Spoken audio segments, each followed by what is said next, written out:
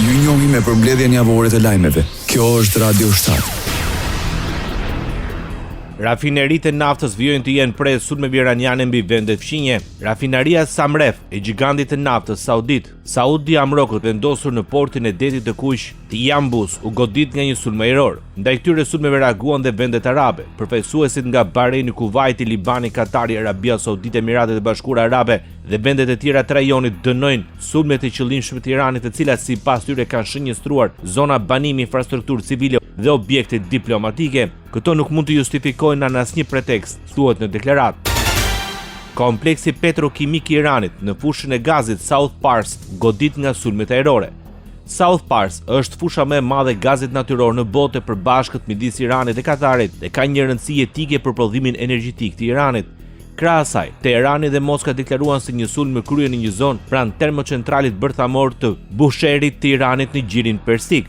Aleksi Likash, drejtori ekzekutiv i kompanisë ruse të energjisë bërthamore Rosatom, i cituar nga agjencia e lajmeve ITARTAS, tha se sulmi goditi zonën ngjitur me ndërtesën e shërbimit të meteorologjisë që ndodhet në vendin e termocentralit bërthamor të Bushehrit pranë njësisë energjisë operative.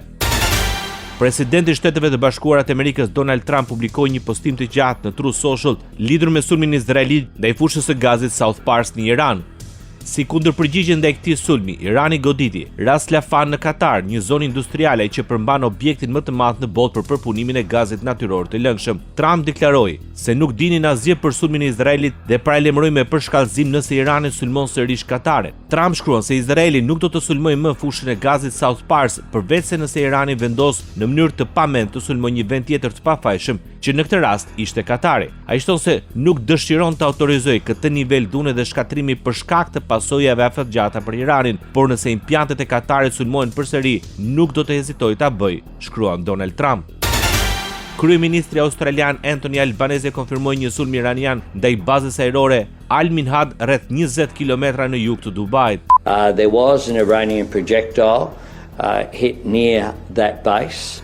I can confirm that no Australian personnel were injured and everyone is absolutely safe. Në të janë të stacionuar mbi 100 ushtarë australianë së bashku me një numër të vogël të personelit britanik dhe amerikan. Një blok banesash dhe një strukturë mjekësore pësuan dëme të vogla për shkak të një zjarri që shpërtheu pas goditjes me raketë albaneze, duke shtuar se nuk pati viktima.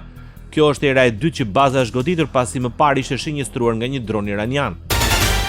Turqia paralajmëroi vendosjen e raketave të reja Patriot në bazën ushtarake Incirlik në juglindje të vendit në provincën Adana.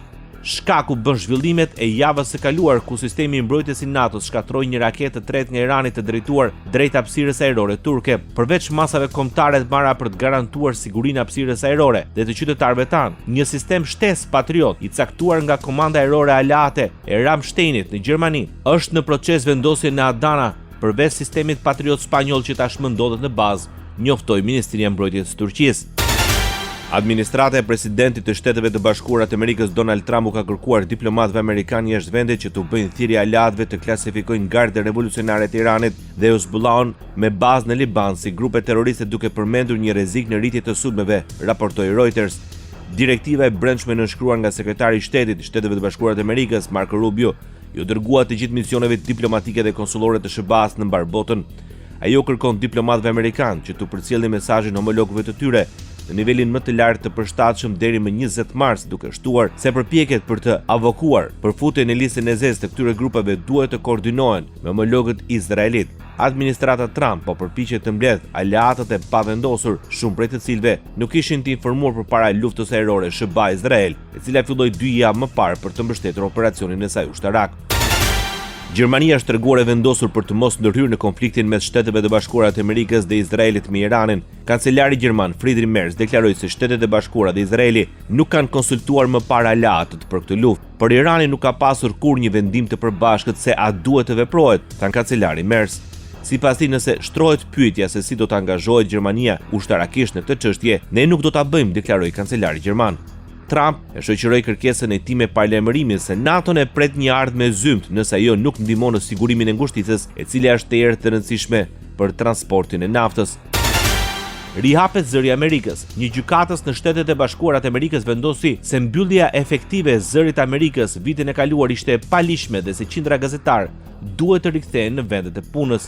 Gjykatësi Royce Lamberth u dha autoriteteve një javë kohë që zëri i Amerikës të rikthehet në transmetim.